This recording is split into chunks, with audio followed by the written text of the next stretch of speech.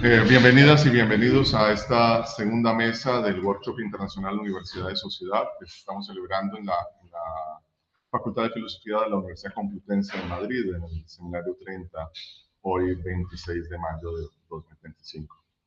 Esta segunda mesa tiene como título Educación y Neoliberalismo. Yo la modero, mi nombre es Enver Torregrosa, profesor de la Universidad Complutense, y voy a darle la palabra en primer lugar a la profesora Sisi Cano Cabildo, profesora de nuestra casa. Sisi, la profesora Cano es coordinadora adjunta del Máster en Formación del Profesorado, profesora de Ética y Filosofía Política de nuestra universidad, la Complutense, y doctora en Filosofía Práctica por la Universidad Complutense de Madrid, con publicaciones y ponencias en Argentina, Cuba, Brasil, España y México, sobre todo en torno a la obra de Hannah Arendt, de la cual es una gran especialista, y sobre los temas de los valores políticos y el humanismo. Bueno, sin mayor dilación, ¿sí? Para no extendernos, la palabra sí. El título de su ponencia es Reflexiones arendtianas en torno a la educación y al ideario burgués. Sí, tienes 20 minutos. Muchas gracias, Enver. Pues bueno, a ver, por supuesto que quiero empezar agradeciendo la atención y el tiempo que dedican a este evento. Y bueno, en mi caso voy a plantear un poco las reflexiones arendtianas en torno a la educación y a las universidades, ¿vale? A ver, lo primero que quiero decir al respecto es que este tema no es el tema central de la obra arendtiana, como ustedes lo saben. De hecho, no voy a contextualizar a Arendt porque sé bien que ustedes la conocen tanto mejor que yo, claro. Y como saben, bueno, la obra arendtiana gira en torno a temas de filosofía política, de éticas públicas, ¿cierto? Conceptos como banalidad del mal, el totalitarismo, la libertad, la política, etc. Y sin embargo, pues bueno, esto de la educación lo deja ver en algunos artículos, realmente en pocos, ¿no? Que es lo que yo quiero presentar, justamente por eso, porque como que no es la parte tan conocida de Arendt, ¿no? Sus reflexiones en torno a la educación. Y esto lo deja ver en artículos como Crisis de la Educación, Europa y América, Crisis de la Cultura, Cultura y Política, sobre el imperialismo básicamente, ¿no? Que se han publicado en varios libros, ¿no? Y en estos artículos es en los que yo me voy a apoyar para presentar las reflexiones sobre el tema de la educación. Bueno, por lo demás, también quiero decir que como su enfoque es muy crítico, de hecho, empezaré planteando el concepto arendtiano del filisteísmo burgués, ¿no?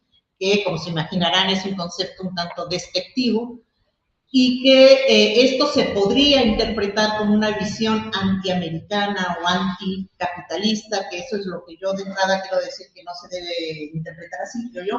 De hecho, Arendt misma, en el libro de Tiempos Presentes, textualmente dice que el antiamericanismo es una amenaza, a pesar de que se trate de una negación demasiado vacía como para convertirse en el contenido de un movimiento europeo, ¿no? Entonces, bueno, dejo ver entonces que no es una posición antiamericana. De hecho, ella, Arendt, consiguió la nacionalidad en 1951, y bueno, de alguna forma, pues también mostraba quizás cierto agradecimiento a ese apoyo que tuvo de las universidades americanas, y sin embargo, también fue muy crítica, como con todo, creo yo, ¿no? Y en ese sentido hace una crítica a la forma de enfocar la educación en Estados Unidos, y que esto se podía entender en su concepto de filisteísmo burgués, ¿no? Que desarrolla en su artículo de Crisis de la Cultura, ¿no? Bien, luego presentaré un poco cómo esta crítica al filisteísmo educado de alguna forma lo argumenta Arendt recuperando ideales de la paideia griega y de la ética aristotélica, de manera que encontramos casi que un análisis comparativo entre ideales aristotélicos respecto a los ideales del enfoque liberal de la educación, ¿no? Bien, entonces básicamente estas son las dos vertientes que voy a plantear en esta presentación. Y bueno, les decía, este concepto de filisteísmo, Arendt lo explica en su artículo de Crisis de la Cultura, dejando ver que realmente con la emergente burguesía, eso del siglo XIX, de alguna forma necesitó demostrar estar a la altura social y cultural de la rancia aristocracia europea, y que esto, según Arendt, llevó a la emergente burguesía a tener que comprar libros, obras de arte para demostrar que también tenían intereses culturales, que también eran refinados, etc. Esta idea da margen entonces a esto de la mercantilización de la cultura, que bueno, también lo va a analizar Heidegger, Adorno, entre otros, ¿no? Pero bueno, la cuestión es que, digamos que empieza esta vertiente de la mercantilización de la cultura que Arendt denomina propiamente como cultura kitsch, ¿no? De esto de demostrar materialmente, objetivamente, que tienes cultura, que eres educado, etcétera, y que según Arendt lleva al filisteísmo educado, al esnobismo intelectual, a la cultura kitsch, finalmente, ¿no? Ahora bien, esto después llevó a una gran preocupación, digamos, por obtener rentabilidad de tus conocimientos, ¿no? Esa preocupación por la rentabilidad en los proyectos de investigación, en las actividades académicas y demás, que finalmente pienso que Arendt fue congruente con este tipo de ideas, ¿no? En la medida en que, por ejemplo, Jonas en sus memorias relata que Arendt nunca tuvo un trabajo fijo en la universidad, ¿no? Y que en gran medida nunca lo tuvo porque no le interesó participar un poco en las políticas universitarias, ni entrar en el juego burocrático, ¿no? De todos los datos cuantitativos que se tienen que cumplir para poder conseguir una plaza fija, ¿no? El caso es que, digamos, que Arendt siempre intentó ser independiente, o decirlo mejor, siempre fue libre, ¿no? Creo yo, en sus investigaciones y en sus intereses académicos, y esto pues también se deja ver en lo que comenta en la primera parte del libro sobre la violencia, donde dice Arendt que esto de que los proyectos de investigación reciban financiación económica del gobierno se ha de ver con suspicacia, ¿no? Asimismo, la investigación orientada a la guerra y a todas las empresas conexas. Y cito, entre comillas, de este entramado institucional muy probablemente se forme una nueva raza de intelectuales anteriormente llamada tecnócratas, que conducirán a una época de tiranía y de profunda esterilidad, ¿no? Como ven, esta visión de ver con suspicacia la financiación del gobierno, ¿no? Para las investigaciones, las publicaciones y demás,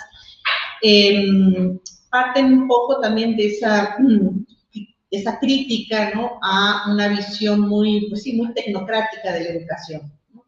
Y para ello, Arendt entonces recupera en varios momentos ideales de la paideia griega, y que curiosamente parecieran ser los mismos que de la educación liberal, y sin embargo tienen un significado, un sentido antagónico. Por ejemplo, la excelencia, la arete, ¿no? La arete, la virtud de excelencia griega, tiene una connotación pues en muchos sentidos casi contraria a la excelencia liberal, en la medida en que, según Arendt, el desarrollo humano, la excelencia humana, en Aristóteles, ¿no? Como se deja ver sobre todo en el primer libro de la Ética Nicomaquea, ¿no? Donde habla del bios apolausticos, los bios políticos y luego bios teoréticos.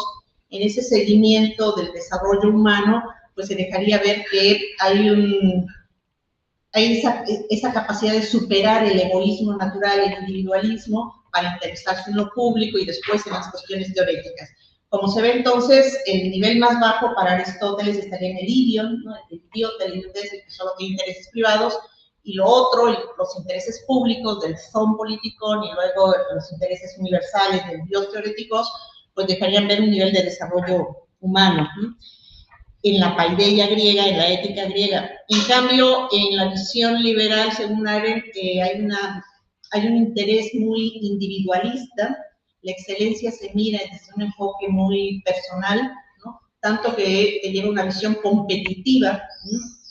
Que se fomenta mucho, y de hecho, bueno, los compañeros jóvenes que están aquí pues saben que hay una visión, hay un ideario neoliberal, ¿no? Ahora diríamoslo así. Claro, Arendt murió en el 75, no le tocó ver esto del neoliberalismo, pero bueno, ciertamente en el enfoque neoliberal de la educación actual se fomenta mucho pues, ser competitivo, ser excelente, educación de calidad, ser emprendedor, la autorrealización y todos estos ideales que Arendt pues de alguna forma ya dejaba, ya reflexionaba en todo eso en algunos de sus artículos, ¿no?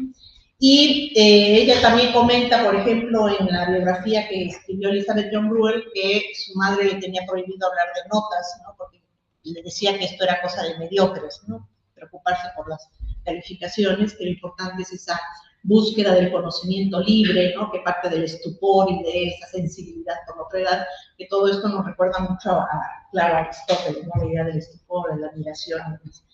Bueno, el caso es que según Arendt, y aquí cito textualmente, la educación es el punto en el que decidimos si amamos al mundo lo bastante como para asumir una responsabilidad por él y así salvarlo de la ruina, que de no ser por la renovación, de no ser por la llegada de los nuevos y los jóvenes, sería inevitable.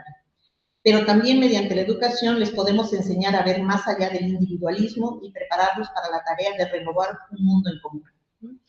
Como ven, esta idea de la educación para cuidar al mundo, ¿no? Y que parte de esa preocupación por los nuevos, según Arendt, los griegos llamaban nuevos a los jóvenes que recién entraban a la edad adulta, pensando en que eran nuevos en el sentido de que tenían mucho que aprender, ¿no?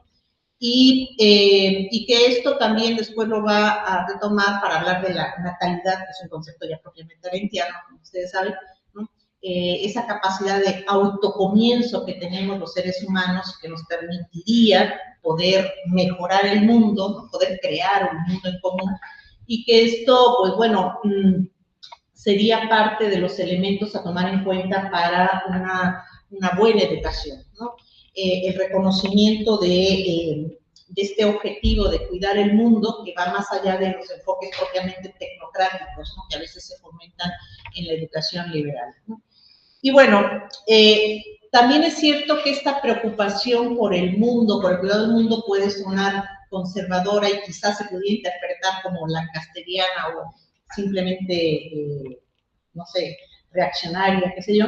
Y al respecto, Arendt textualmente dice lo siguiente, dice, quiero evitar malentendidos, me parece que el conservadurismo, en el sentido de la conservación, es la esencia de la actividad educativa cuya tarea es siempre la de cuidar.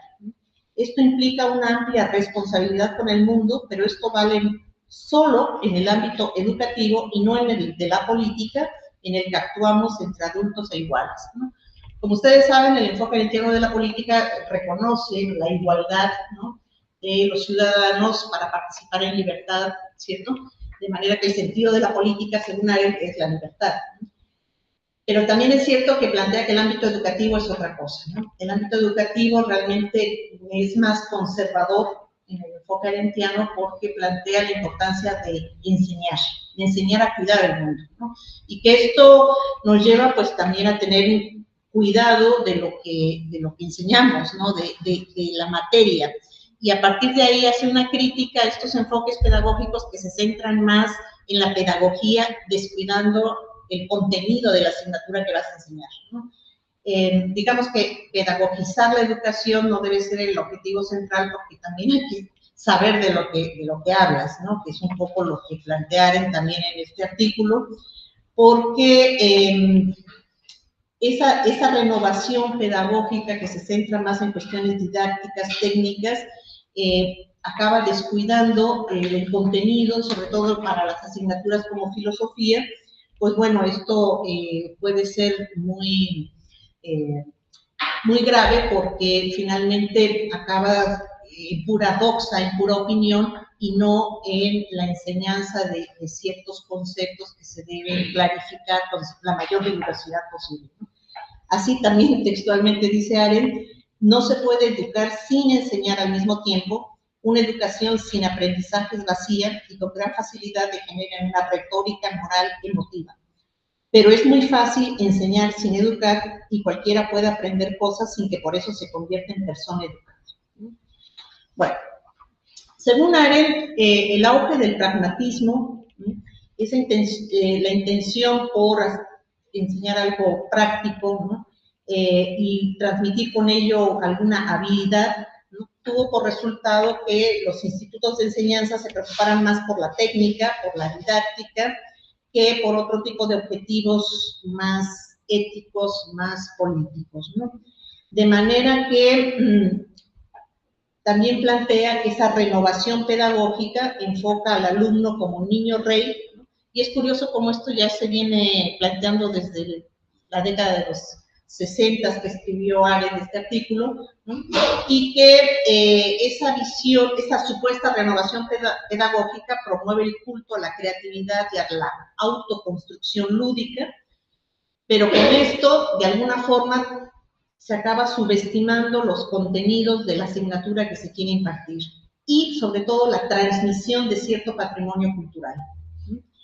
Así, Arendt también se muestra escéptica en torno a la gamificación de la enseñanza de algunas asignaturas, ¿no? Decía que sustituir el trabajo por el juego y el aprender por el hacer tendría sentido en la enseñanza de algunas asignaturas como idiomas, ¿no? Pero no en todas, ¿no? No en todas, porque más bien se debe preparar a los nuevos para el mundo de los adultos, y esto no es ningún juego. Sí. Vale.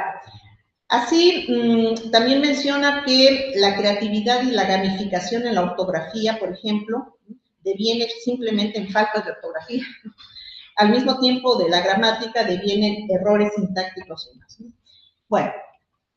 Por otro lado, también menciona que la crisis de la educación tiene que ver con la pérdida de autoridad del profesor, tomando en cuenta que el concepto de autoridad no tiene que ver con el de dominio, y esto también lo explica en el libro sobre la violencia. La autoridad finalmente se gana con el ejemplo, básicamente, que esto lo podemos ver muy bien en Sócrates, alguien que tenía autoridad, esto es que los demás le hacían caso, pero voluntariamente. Lo otro es la dominación, y la dominación siempre requiere violencia, ¿no? En el caso de la autoridad del profesor, Arendt también considera que la pérdida de autoridad llevó al niño o a los jóvenes a seguir más a las mayorías, ¿no? Y esto puede ser peor, ¿no? Digamos que la autoridad del profesor devino en alguna suerte de exposición a la manipulación de las mayorías, y ahora podríamos decir incluso también de las telecomunicaciones y de las redes sociales, ¿no? En resumen, digamos que este filisteísmo educado en Arendt no tiene que ver ni con la rentabilidad ni con la utilidad, ¿no? De hecho, el concepto de utilidad, ver todas las cosas en función de la rentabilidad o lo práctico, lo útil que te puede hacer, es propiamente vulgar, ¿no? Y Arendt recupera esa idea del trabajo vulgar, ¿no?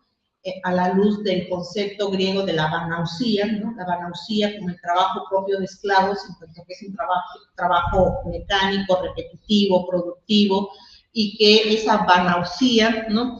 Es lo que, bueno, también lo podríamos encontrar en el enfoque marxista de trabajo alienado, ¿no? Y que nos recuerda quizá a las películas de Chaplin de tiempos modernos, ¿no? Bueno, el caso es que esa visión vanáusica de la actividad productiva, ¿no? Se entiende, pues eso, como un trabajo vulgar, y ahí, a partir de ahí, también se inclina Arendt a hablar de filisteísmo, filistín, lo vulgar, ¿no? Del filisteísmo educado de las universidades, que va por este tipo de objetivos tecnocráticos, pragmáticos, y que no tienen que ver con los objetivos del aristocratismo, del desinterés, de buscar objetivos autorreferenciales como pueden ser, pues, la verdad, el conocimiento, el bien, etcétera, ¿no? Todo esto que no es propiamente rentable, pero que entra dentro de los objetivos espirituales en el concepto arendtiano. Y así termino con una cita que yo creo que sintetiza todo lo que he querido plantear, cuando dice Arendt que el retiro del filisteísmo, la vida privada, su devoción sincera a las cuestiones de la familia y de su vida profesional, fueron el último y ya degenerado producto de la creencia de la burguesía en la primacía del interés particular. El filisteo es el burgués aislado de su propia clase, el individuo atomizado, que es resultado de la ruptura de la misma clase burguesa. Bueno, pues creo que no me permite.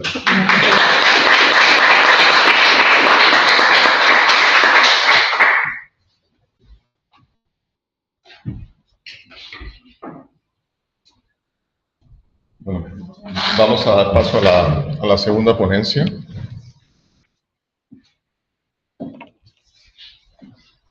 Muchas gracias, Ceci. Voy a presentar al profesor Borja García Ferrer, es doctor en Filosofía por la Universidad de Granada. Actualmente es profesor en el Departamento de Filosofía y Sociedad de la Universidad Complutense de Madrid. Su línea de investigación es interdisciplinar, abarca la filosofía contemporánea, la ontología política, la sociología crítica y la psicopatología, y aborda cuestiones candentes del presente, como el nihilismo, las patologías de la civilización, las tecnologías de la comunicación y las redes sociales, el neoliberalismo, la biopolítica, el mestizaje, el barroco y el neobarroco, temas de los cuales me consta que es un gran experto. Bueno, Borja, muchas gracias, bienvenido. El tema de su ponencia hoy es contra el progresismo en educación. 20 minutos. Muchísimas gracias a todos por vuestra presencia, a Ender por la invitación para hablar sobre este tema, la educación, que me viene interesando desde hace poco. En realidad lo he abordado sistemáticamente solo a partir de un seminario que tuvimos recientemente en febrero sobre Hannah Arendt y la crisis de la educación. De hecho, esta ponencia es una reflexión que nace de ese texto, por lo tanto, pido disculpas por las reiteraciones con la ponencia de Sisi, si bien creo que yo adopto otro tono, otro acento que se complementa muy bien con el suyo y que puede dar un enfoque alternativo del texto de Arendt, puesto que mi reflexión personal, propia, y me alejo mucho de la propia Arendt, pero seguramente encontraréis referencias de la autora tanto implícitas como explícitas a lo largo del texto. Metodológicamente voy a leer, en 20 minutos yo pienso y hablo muy lento, entonces para decir algo necesito leer, no obstante espero que podamos dialogar en turno de palabra y a posteriori. En su análisis del proceso de transformación del dinero en capital, Marx caracteriza el modo de producción capitalista como el reino de lo ilimitado, en virtud de lo cual le atribuye una naturaleza más metafísica que económica. En el sentido de Marx, la acumulación originaria constituye un principio tautológico, como vio Heidegger en su análisis de la técnica moderna en torno al concepto de la usura, pues va a parar a la incondicionalidad de la intensificación y tiene realmente como meta la ausencia de metas, de tal suerte que solo aspira a su propio perfeccionamiento sin ningún porqué ni para qué específicos. En este orden de ideas, mi objetivo en esta ponencia es probar el alcance de la acumulación originaria, en el sentido que acabo de especificar, dentro de la esfera de la universidad contemporánea, concebida como un caldo de cultivo privilegiado del neoliberalismo, el nuevo espíritu del capitalismo, la nueva razón del mundo. Es indispensable reparar para ello en el influjo causado por las teorías educativas modernas, aceptadas de forma crítica y servil a lo largo y ancho del continente americano, como constata Hannah Arendt en su texto de 1958 sobre la crisis de la educación, del cual nos da buena cuenta Sisi, de manera tal que los problemas educativos propios de una sociedad de masas se vuelven exasperantes. Uno de los supuestos básicos de la pedagogía moderna, a juicio de Arendt, es el pragmatismo. Bajo la bandera de una educación progresista, el pragmatismo sustituye el aprender por el hacer, de manera que las instituciones de enseñanza se transforman paulatinamente en institutos profesionales sustentados por la rentabilidad y la eficacia, el liderazgo o la innovación como valores fundamentales. Se entiende desde esta perspectiva el progresivo triunfo del pensamiento calculador y la correspondiente debacle del pensamiento meditativo o naciente en la universidad neoliberal, haciendo prevalecer la racionalidad procedimental y el espíritu de cálculo, mientras que el interés por la cosa misma se diluye como lágrimas en la lluvia, en detrimento del pathos por el conocimiento que revela de forma ejemplar la etimología de filosofía. Efectivamente, la ciencia pedagógica ha evolucionado hacia una ciencia de la enseñanza en general, esto es, vacía de contenido, liberándose completamente de las materias a enseñar. Es lo que Ortega y Gasset denominó elocuentemente la tragedia de la pedagogía, toda vez que el profesor no necesita ya conocer su propia materia, perdiendo su antigua legitimidad, y los estudiantes son abandonados a sus propios recursos, bajo los efectos narcóticos de una grandiosa ilusión de libertad. En este escenario espantoso e indigno, la misión del profesor se reduce a capacitar a sus estudiantes para ingresar en la carrera por la supervivencia que dicta el mercado absoluto. Esa carrera que es tu vida, donde el reloj juega en tu contra y solo los mejor posicionados pueden lograrlo. Llegado a este punto, el desarrollo moderno de la pedagogía debe ser entendido como un dispositivo de saber al servicio del capitalismo neoliberal, concebido como un poder totalitario en el sentido de Hannah Arendt. Siguiendo a Hartmut Rosa, la sociedad moderna se define por una combinación fatal de crecimiento y aceleración. No se trata, empero, de un crecimiento noble y elevado, dirigido a la realización personal y la excelencia. Se trata más bien del crecimiento propio, de la acumulación originaria de marxiana memoria, en el sentido de un producir por producir. El progreso tecnológico comporta una disminución del tiempo necesario para realizar acciones enfocadas a la producción de valor, pero lejos de favorecer el ocio o el tiempo libre, sentimos la necesidad de hacer más cosas en menos tiempo, de modo que lo suficiente nunca es suficiente y las tareas se multiplican hasta el infinito, cancelando por principio toda posibilidad de escucha genuina, en lo que constituye un empobrecimiento de la experiencia humana que no conoce antecedentes. Se entienden desde este prisma las condiciones laborales y existenciales que trae consigo el tránsito del fordismo al modo postfordista de acumulación del capital, esa ontología de negocios donde todo, absolutamente todo en la sociedad, debe administrarse necesariamente como una empresa, de forma que el trabajador se presenta como un empresario de su propio trabajo, alumbrando relaciones de explotación novedosas, pero también innumerables mutaciones cotidianas en la vida académica. Sirvan como botón de muestra las siguientes palabras de Heidegger en la época de la imagen del mundo, de 1938, para ilustrar el carácter de empresa del saber y la investigación. Cito: el decisivo despliegue del moderno carácter de empresa de la ciencia acuña otro tipo de hombre. Desaparece el sabio, lo sustituye el investigador que trabaja en algún proyecto de investigación. Son estos proyectos y no el cuidado de algún tipo de erudición lo que les proporciona a su trabajo un carácter riguroso. El investigador ya no necesita disponer de una biblioteca en casa. Además, está todo el tiempo de viaje. Se informa en los congresos y toma acuerdos en sesiones de trabajo. Se vincula a contratos editoriales, pues ahora son los editores los que deciden qué libros hay que escribir. El investigador se ve espontánea y necesariamente empujado dentro de la esfera del técnico en sentido esencial. Es la única manera que tiene de permanecer eficaz y, por lo tanto, en el sentido de su época, efectivamente real. Fin de cita. Es justo reconocerlo.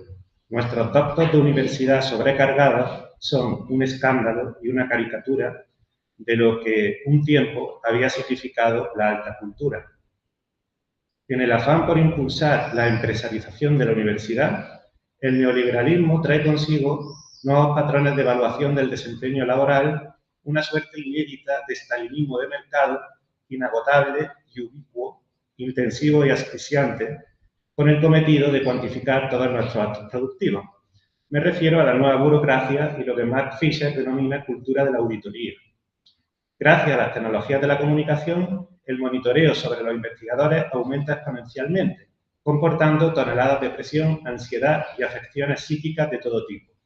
Si bien es verdad que, a diferencia de la sociedad disciplinaria, donde imperaba la vigilancia externa, la sociedad de control incipiente hace prevalecer la vigilancia interna, mucho más eficaz y perversa. De tal suerte que, si las agencias de evaluación gozan ahora de un mejor acceso a la información, es porque los mismos investigadores les proporcionan los datos requeridos, constreñidos a evaluar su propio desempeño como auditores de sí mismos.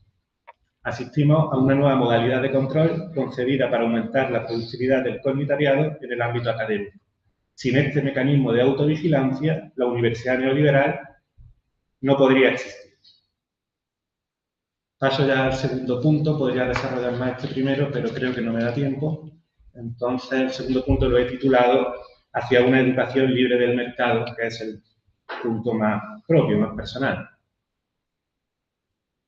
Contra este enfoque utilitarista de la pedagogía, quiero reivindicar un modelo de educación libre del mercado, humanista y hedonista, orientado exclusivamente al placer de saber. Una educación entendida, por tanto, como forma de resistencia contra la dictadura invisible del capitalismo neoliberal y sus falsos prestigios, que convierten toda forma de acción en usura de manera indefectible. Hacer vivible lo invivible del neoliberalismo. He aquí el emblema de la educación en el porvenir. Es importante aclarar ante todo un equívoco fundamental de las modernas teorías pedagógicas, a saber, la consigna de intercambiar el trabajar por el jugar en aras de una mejor experiencia de enseñanza-aprendizaje, como ilustran los estudios centrados en mejorar las competencias en lengua extranjera. Esto también lo dice Hanari. En el polo opuesto, mi modelo educativo ensalza ante todo la cultura del esfuerzo y la meritocracia, aunque ello suponga cuestionar el principio de igualdad que subyace, como no podía ser de otro modo, en las teorías educativas modernas, apostando por un modelo de educación horizontal y abierto que prioriza la colaboración, la participación activa y la construcción conjunta del conocimiento en la comunidad educativa. Bien pensado, el equívoco de la pedagogía moderna encierra un carácter ideológico, en la medida en que reproduce inconscientemente una de las consignas fundamentales que sustentan el modo de producción capitalista desde mayo del 68 hasta el presente inmediato, a saber, la consigna del pluscuazar. Saló, la película de Pasolini, proporciona un testimonio insuperable al respecto. El capitalismo ha matado al padre y el principio del placer se confunde con la pulsión de muerte, en lo que constituye una transformación radical de la ética protestante de Beberiana Memoria. En el fascismo neoliberal, la producción se vincula indisociablemente a valores tan apreciados como la libertad de expresión y la sociabilidad, la diversión o el entretenimiento, elevando lo lúdico, lo cómico y lo humorístico al rango de imperativo social, en línea directa con el proceso de banalización y de sustancialización posmoderna, pero también con la ideología felicista característica del etos neoliberal y su necio optimismo obligatorio y economicista. A mi modo de ver, el principal cometido de una educación libre del mercado no debe ser sino cultivar ese paso por el conocimiento del que hablaba Ortega, lo cual no deja de ser una tarea heroica, teniendo en cuenta la apoteosis de la inautenticidad donde nos vemos arrojados, allí donde despliega su marcha triunfal el neoliberalismo como actitud vital y su esencial activismo. En sentido estricto, el paso por el conocimiento se define como un paso desinteresado, en tanto que no obedece a objetivos pragmáticos o instrumentales, sino que reconoce un valor y una dignidad inherentes al mundo que se desea conocer. Digamos que el saber para este paso no es un simple medio para un fin determinado, sino que el saber es ya un fin en sí mismo. Su guía no es propiamente la razón, para desgracia de Kant, sino un amor humano, demasiado humano, incondicional y genuino hacia el mundo. Así pues, Gramsci se equivoca espuriamente cuando pone el espíritu de la educación al servicio de sus intereses ideológicos para llevar a cabo el proyecto emancipador. Como hace notar Hannah Arendt, la función de las instituciones educativas debe limitarse a enseñar cómo es el mundo, en lugar de adoctrinar con algún modelo de vida buena, práctica extendida, como bien ha explicado Miguel, a partir del siglo XVIII en Europa, desde Rousseau hasta nuestros días, donde la actividad política ha sido concebida falsamente como un eficaz medio de educar a las masas, dando lugar a un simulacro de educación donde el propósito real no es propiamente educar, sino más bien la coerción sin el uso de la fuerza. Desde esta perspectiva, la educación se sitúa por derecho propio en un plano ontológico, es decir, prepolítico. Se trata de avivar sin tregua la llama de la escucha, auspiciando de este modo la experiencia del extrañamiento, esa angustia existencial que nos revela el verdadero sentido del mundo, a saber, el mundo carente de fundamento, como sabemos por Heidegger, atravesado por la nada. Esto no constituye ápice alguno para pensar y llevar a cabo transformaciones de orden político, por supuesto, Lo que estoy sugiriendo es que la política no es competencia de la educación, que la educación no debe plegarse a los intereses espurios de la política. La educación, como la filosofía, solo sirve para hacer hombres libres, es decir, hombres que no confundan los fines de la cultura con los fines del Estado.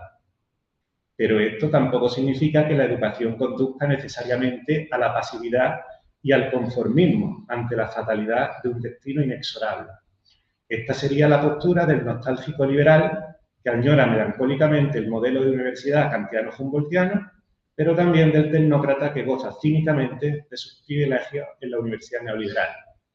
No se trata de fomentar la simple curiosidad filológica o erudita del ocioso maleducado en el jardín del saber, por decirlo por Nietzsche.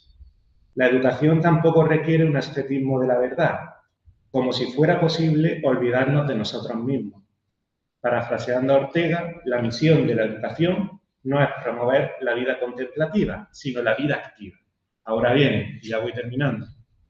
¿En qué sentido se entiende aquí la vida activa?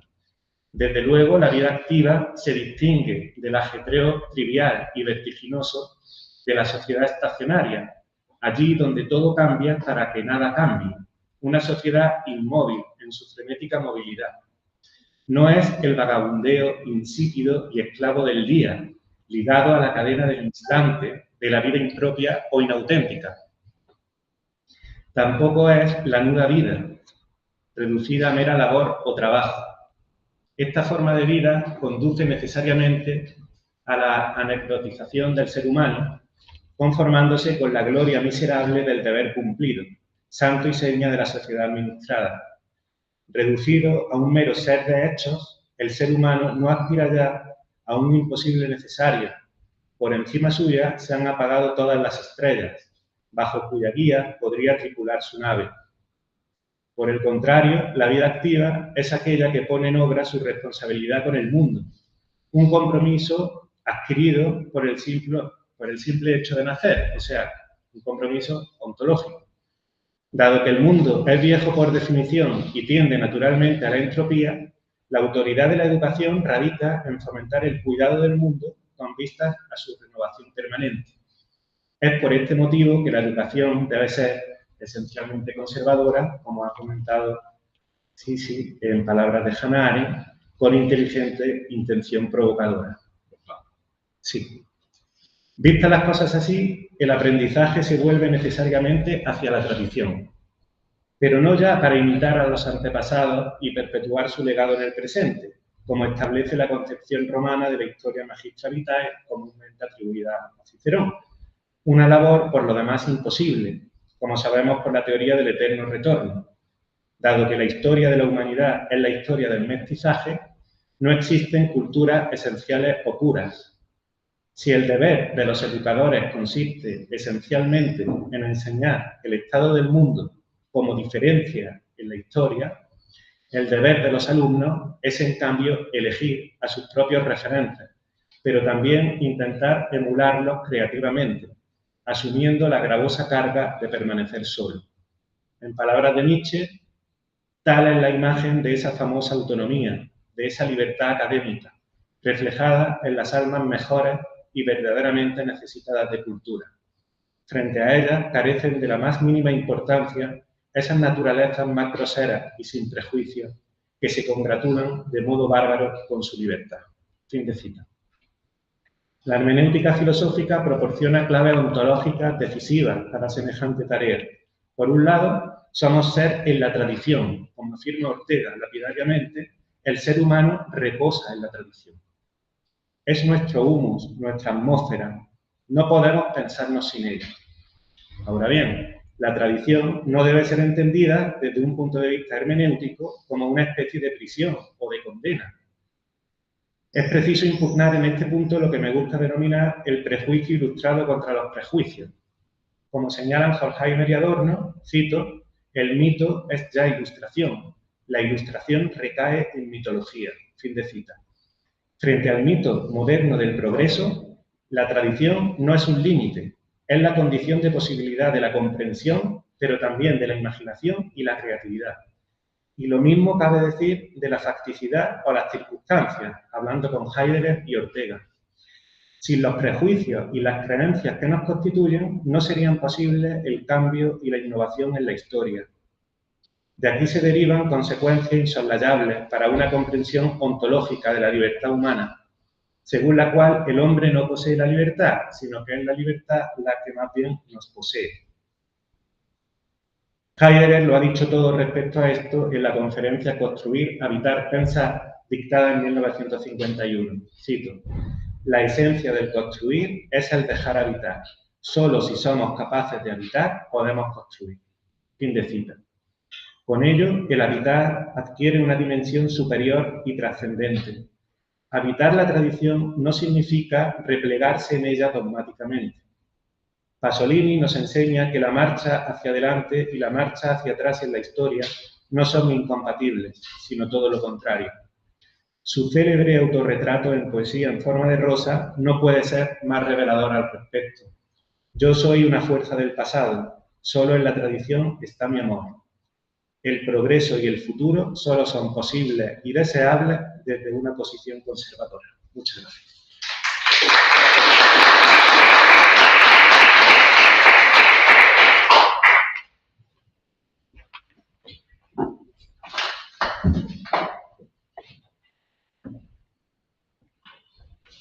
Muchas gracias, Borja, por la ponencia.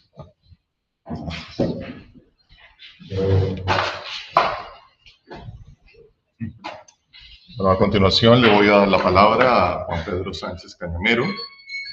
Perdón.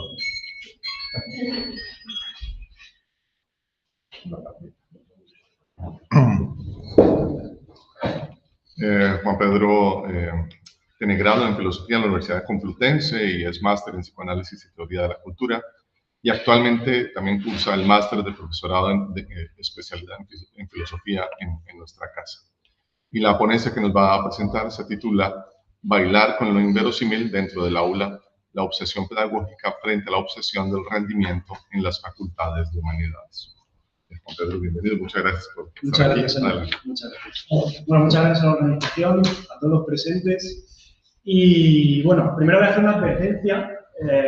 Como ha mencionado Enver, no soy un investigador, tampoco soy un estudiante, porque acabo de terminar el máster, tampoco soy un profesor, entonces estoy en un lugar híbrido, en un purgatorio académico, desde el que les voy a hablar y desde el que voy a intentar ilustrar desde mi experiencia, mi propia experiencia. Como he dicho, no soy un investigador, no tengo ninguna investigación en curso, sino que voy a tocar ciertos temas que tienen que ver, sobre todo, con los raíles que nos ha preparado Borja, Sisi, desde ARE, y más o menos en ese sentido. Como ha dicho Enver, he titulado mi propuesta para que dialoguemos todos y todas, Bailar con lo inverosímil dentro del aula, la obsesión pedagógica frente a la obsesión del rendimiento de las facultades de humanidades. Procedemos. Los objetivos que me planteo en mi propuesta de diálogo para este workshop no serían más que dos. A saber, 1. Desmantelar el espíritu neoliberal y la obsesión del rendimiento subyacente a la praxis pedagógica en las facultades de humanidades, concretamente en la Facultad de Filosofía de la Universidad Complutense. 2. Ofrecer un marco interpretativo desde el que sea posible construir juntos una alternativa a la captura criptoempresarial del deseo universitario en particular y educativo en general. Desde la propia universidad se me dijo que nunca podría decir algo novedoso y creativo hasta que no tuviese una plaza como profesor de universidad. Al mismo tiempo, se me exigía que fuese creativo y original, publicando artículos desde primero de carrera para conseguir dicha plaza. Sin embargo, la otra posible salida, la docencia en institutos públicos, fue concebida como un fracaso mayúsculo.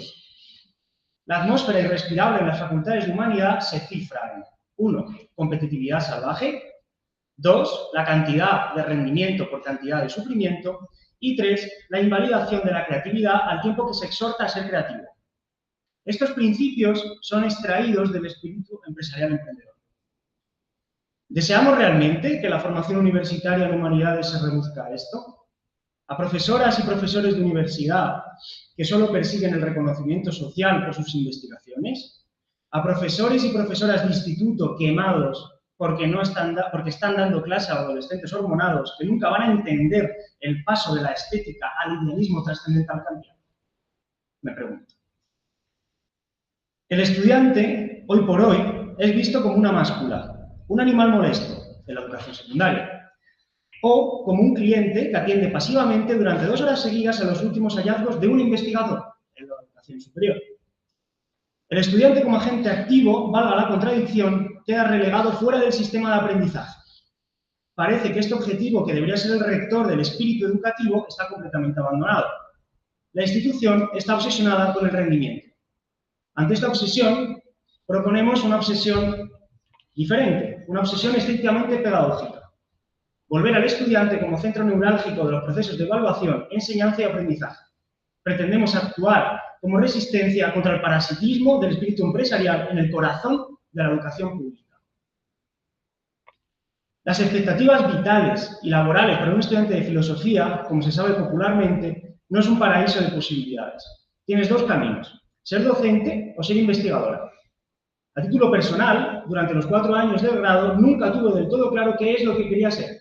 Por eso traté de armar una carrera como librero al margen de mis estudios. Porque la inestabilidad inherente a mi futuro, fruto de haber elegido estudiar una carrera de humanidades, debía ser limada si quería que la ansiedad no me comiese durante los 4 años de estudiar. En la Facultad de Filosofía de esta Santa Casa, ya sean los intersticios de las lecciones de los profesores y profesoras, ya sea en el ambiente que se respiraba en los pasillos, los jardines y la cafetería, siempre con excepciones, se sostenían las siguientes afirmaciones contradictorias entre sí. Por un lado, si en algún momento quieres producir tu propio pensamiento o decir algo con sentido que no haya dicho ya Platón o Kant, deberás aprenderte al dedillo los argumentos contenidos en estos 50 tomos escritos por hombres muertos. Deberás trabajar, sufrir y rendir al máximo para sacar la máxima nota posible, dejándola en la cuneta a todos tus compañeros. Y por otra parte, decía: tienes que apresurarte en publicar artículos y contenido relevante, ser creativo y formular ideas de puño propio, si quieres que tu futuro no esté muerto en esta facultad. Si no, acabarás condenado a galeras en un instituto de enseñanza secundaria dando clase a niñas y niños de entre 14 y 16 años que no saben qué es el ser en cuanto ser y ni pretenden saber. Estos principios tan contradictorios son fruto de una mezcla de los tiempos. La escuela es un espacio híbrido donde chocan el espíritu empresarial emprendedor contra el erudidismo y el academicismo propio de los años en que Ortega y Gasset fumaba sentado en los jardines del Parlamento. Hablemos de las dificultades de la profesión docente siguiendo la senda de este choque. Los profesores y profesoras están expuestos a una burocratización masiva de su labor diaria, a un trabajo descalificado y supervisado, y a depender de procedimientos de enseñanza y evaluación excesivamente reglamentados por la pedagogía postmoderna. Al mismo tiempo, el docente ya ha dejado de ser ese intelectual erudito que, a lomos de su cátedra, es capaz de formar sujetos por medio de métodos particulares provenientes de su singular vocación de enseñanza. El profesor, actualmente, ocuparía un centro equidistante entre 2 extremos: el proletario asalariado y el profesional liberal. Esta metamorfosis culmina en un funcionario Frankenstein. El docente termina siendo un profesional asalariado como consecuencia práctica del espíritu laboral posfordista. Un espíritu laboral que defiende la fragmentación del trabajo y dependencia total de los procesos de racionalización y control administrativo. Ahora bien, profundicemos un poquito en qué sería eso del posfordismo, para acercarnos un poco a la tensión laboral en la que se enmarca el profesor de humanidades, de filosofía, en nuestra época. El posfordismo es un sistema de producción cuyo objetivo es la obtención de una producción final por medio de la transformación permanente de materia prima y capital. Esto con el fin de distribuir esta producción obtenida entre sus consumidores, basado en el uso de tecnologías punta de la información y la comunicación. Este sistema exige trabajadores multifuncionales que puedan realizar varias tareas a la vez, el archiconocido multitasking. También se persigue el establecimiento normativo de horarios flexibles y trabajadores por turnos rotativos. Esta tipología de trabajo debe tener implementada tantas dosis de creatividad e innovación como sea posible. El objetivo fundamental de este sistema de producción es la reducción del número de trabajadores por la implementación del menor trabajo humano. La lógica posfordista es la nueva lógica del nuevo sistema capitalista en el que estamos insertos. La lógica de la flexibilidad, la desaparición de las rutinas o turnos fijos y el desconocimiento de una legislación laboral clara y limitante del poder empresarial sobre el diminuto cuerpo desnudo del trabajo. Una lógica del rendimiento basada en una evaluación productiva del sufrimiento. La entrega total del tiempo de vida al tiempo de trabajo. La escuela, hoy por hoy, no es ninguna resistencia a este tipo de sistema. Más bien, las dinámicas postfordistas han calado hasta el fondo en la gran mayoría de institutos y universidades públicas.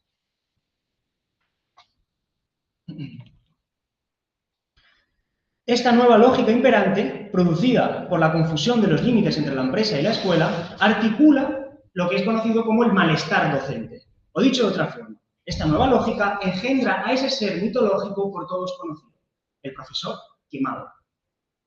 El profesor quemado es un producto generado por la exigencia permanente materializada en estrés crónico y sentimiento de culpabilidad. Otra consecuencia de este espíritu posfordista grabado en el cuerpo del profesor quemado es el menosprecio sociológico. El menosprecio sociológico de la profesión docente nace de una fractura en la clase social pequeño-burguesa.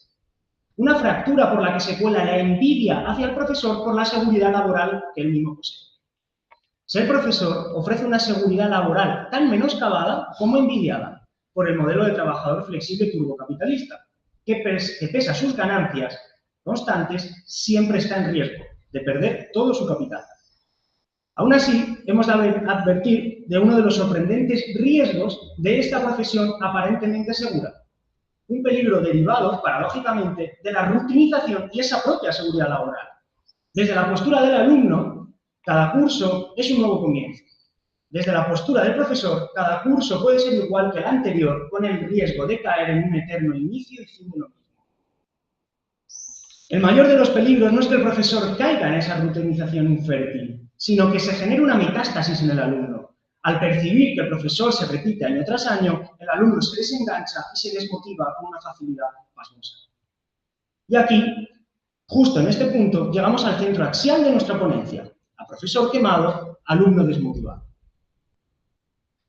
¿Qué puede hacer la institución educativa ante estos problemas? ¿Cómo se puede, desde la propia institución, volver a inflar de motivación o deseo al propio estudiante? Esto es una respuesta que tenemos que dar a esta pregunta que nos concierne a todas y a todos. No solo como profesores y profesoras, sino como sociedad. Pues miren, hasta ahora no hemos hecho más que criticar el sistema hegemónico educativo, tanto en la educación secundaria como en la superior. Un sistema obsesionado con el rendimiento, regido por la lógica del éxito-fracaso. Pero como no pretendo criticar por criticar, quisiera pensar con ustedes cuáles serían las condiciones para construir una institución educativa que se resista a este espíritu empresarial, obsesionado con el rendimiento. No quiero reducir nuestro diálogo a una mera enumeración de críticas al sistema educativo. Para ello, deberíamos hacernos cargo de un problema que trasciende los límites del educativo y que se extienda hacia nuestro sistema cultural actual. Hoy por hoy, nuestro sistema cultural padece de una enfermedad que lo ha dejado impotente. Traigamos, por ejemplo, a Marina Garcés para ilustrar este problema, en su libro Nueva Ilustración Radical. El problema es que cuando la cultura se reduce a crítica de la cultura, su autonomía queda condenada a la autorreferencialidad. La filosofía como crítica de la filosofía, el arte como crítica de la institución del arte, la literatura como crítica de las formas literarias. Esta circularidad es parte de nuestra experiencia común, ya que se trata de un ejercicio de la crítica que solo puede moverse entre lo que ya fue y la imposibilidad de ser otra cosa. Como un circuito de agua cerrada, como una fuente, que aparenta movimiento, pero no va a ninguna parte, mientras se pudre. Cierro cita. Como deseamos alejarnos de este recorrido circular de agua estancada propio de las fuentes, la propuesta que traigo para que pensemos juntos pretende asemejarse más al mecanismo de un pozo. Queremos que nuestro agua se pueda beber, sea potable. Para ello, retomemos el rótulo de la ponencia para acercarnos a la conclusión. Reitero, bailar con lo inverosímil dentro del aula, de la obsesión pedagógica a la obsesión del rendimiento en las facultades de humanidades. La obsesión del rendimiento académico destruye la esencia de la escuela para convertirla poco a poco en una empresa. La obsesión pedagógica que defendemos mira al estudiante más allá de ese gesto neoliberal. El estudiante no es un cliente. Nuestro objetivo como institución no es mantener satisfecho al estudiante por los servicios ofrecidos. Véase, por ejemplo, las encuestas docencia realizadas semestralmente en esta Santa Casa. Estar obsesionados pedagógicamente significa otra cosa. Significa que los esfuerzos institucionales deberían estar apuntando al aprendizaje real del estudiante y no a su mera satisfacción o rendimiento. Nuestra apuesta metodológica para ello es bailar con lo inverosímil dentro del aula. Bailar con lo inverosímil es una invitación a considerar al estudiante no como un cliente que consume, sino como un sujeto complejo que pueda aprender lo que sea. Un sujeto complejo, compuesto y tomado en sus tres dimensiones.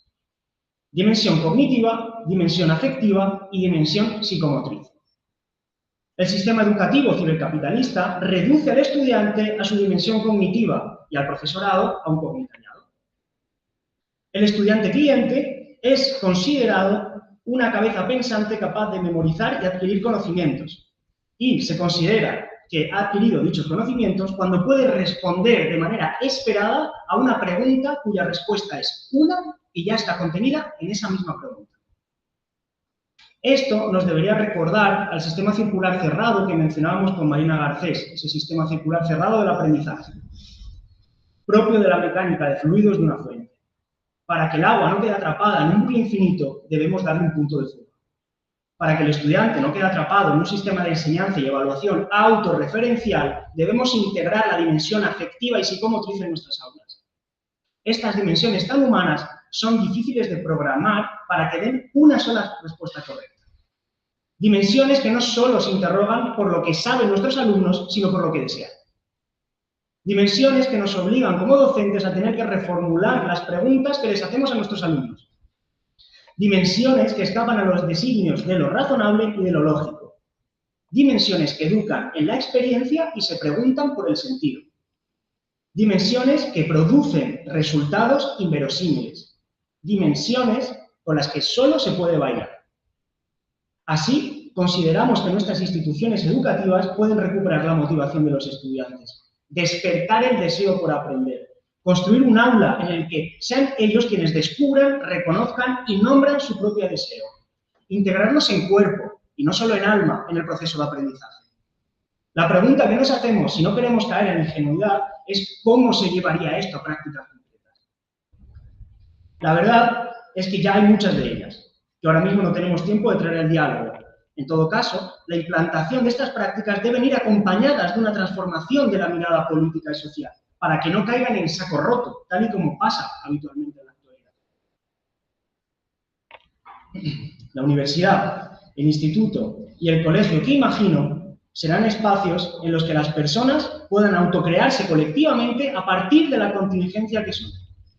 Los docentes que imagino tendrán la humildad intelectual suficiente para no hablar por sus estudiantes y sí dedicarse a crear las condiciones de posibilidad para que cada estudiante hable desde el fondo de su propio subdesarrollo y que el resto del mundo desconoce.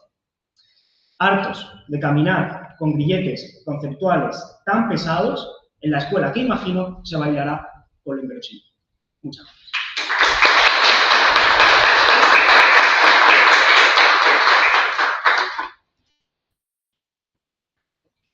Genial, gracias, Juan Pedro. Ajustaste muy bien al tiempo. Vamos a dar palabra a la última ponencia de esta mesa, de esta mañana.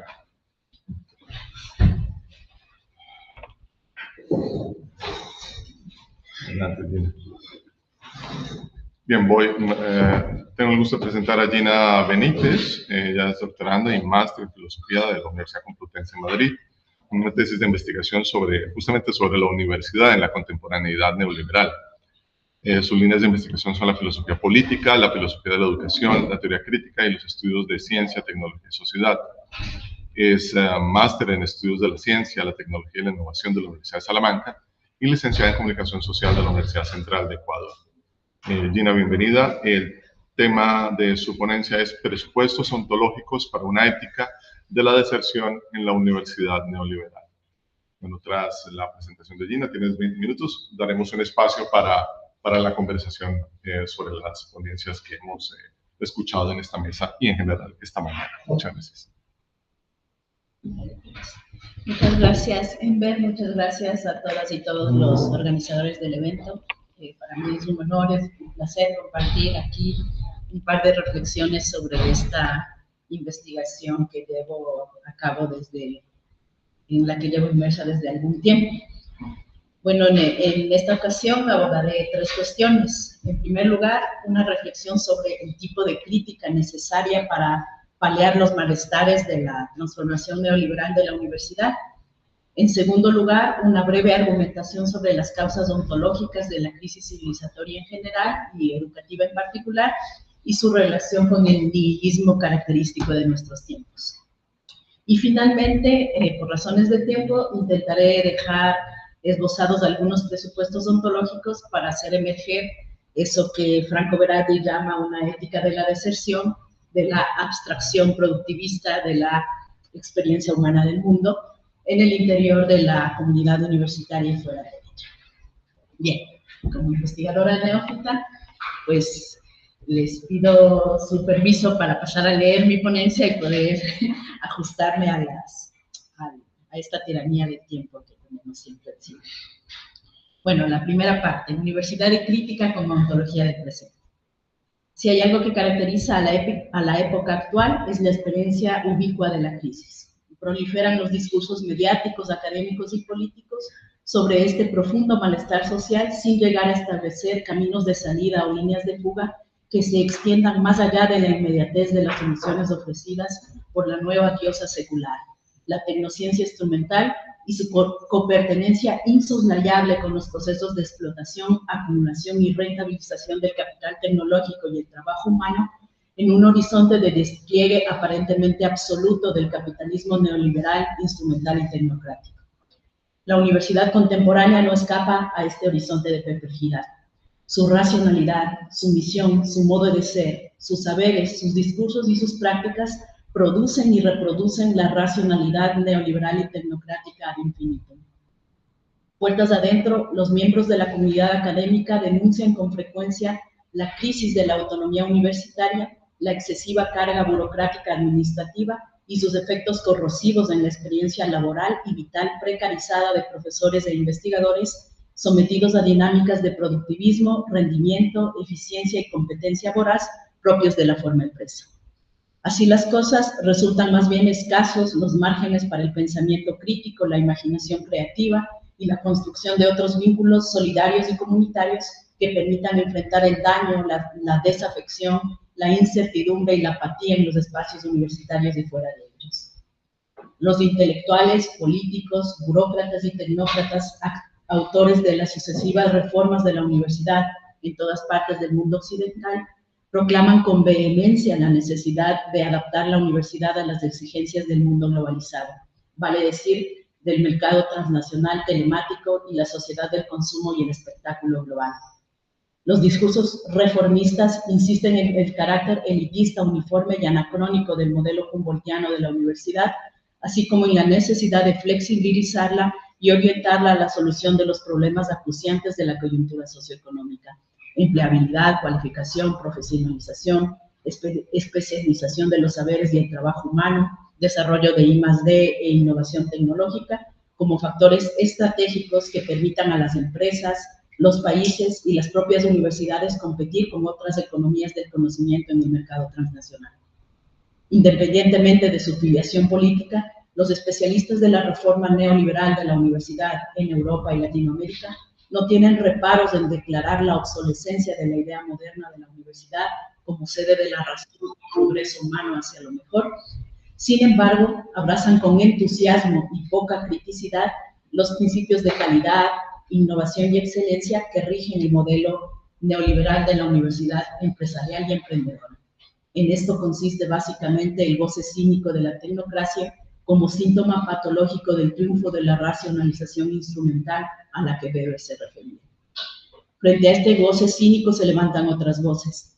Son las voces de la nostalgia liberal, en palabras de Manuel Sacristán, quien sostiene que la universidad sapiencial y universalista, sede de la razón pública y autónoma, es una utopía de los académicos liberales que funciona como una ideología conservadora que anhela la capacidad integradora y la función transmisora de cultura de la universidad medieval y moderna y aspira a recomponer la fragmentación y descomposición de la vida moral en el capitalismo, sin plantearse el problema básico de la previa subversión de los órdenes jerárquicos de dominio.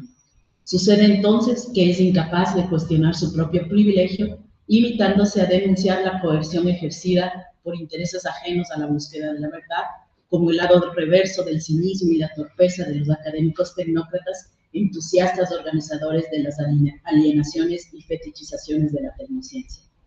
Ahora bien, considero que ni el goce cínico tecnocrático, ni la nostalgia neoliberal, ni la crítica ideológica sirven para pensar la universidad.